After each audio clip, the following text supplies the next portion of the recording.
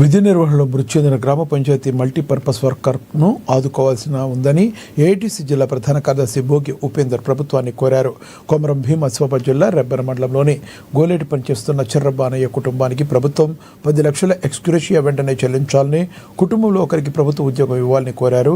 ఆయన కుటుంబానికి ఇందిరమ్మ ఇళ్లతో పాటుగా 2 ఎకరాల ప్రభుత్వ భూమి ఇవ్వాలని ప్రభుత్వాన్ని డిమాండ్ చేశారు.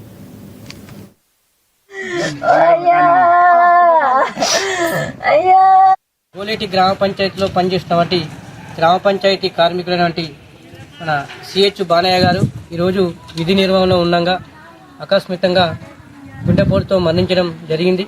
అతని మరణం మరి మా గ్రామ పంచాయతీ కార్మిక సంఘానికి తీరని లోటు, అలాగే వారి కుటుంబానికి మా గ్రామ పంచాయతీ వర్కర్స్ తరపున ప్రగాఢ సానుభూతి తెలియజేస్తున్నాం. సరే, ఇలా జరగమనేది చాలా దురదృష్టకరమైన విషయం.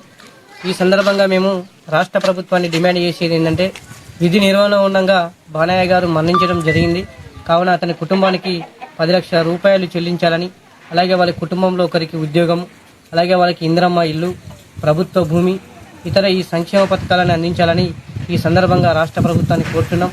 అంటే గ్రామ పంచాయతీ కార్మికులు 24 గంటలు పనిచేస్తూ ఈ గ్రామాల్లో అంటే పరిశుభ్రంగా ఉండడం కానివ్వండి, అలాగే ప్రజల ఆరోగ్యాలు కాపాడడం కానివ్వండి, గ్రామ పంచాయతీ సిబ్బంది అత్యంత కీలకంగా పనిచేస్తున్నారు. కానీ ఎప్పుడు ప్రమాదం జరిగినా, ఎప్పుడు ఏం జరిగినా కూడా గ్రామ పంచాయతీ కార్మికులు ఎలాంటి ఇన్సూరెన్స్ లేకపోవడం, ఎలాంటి బెనిఫిట్స్ లేకపోవడం వల్ల వాళ్ళ కుటుంబాలన్నీ రోడ్డు మీద పడుతున్నాయి.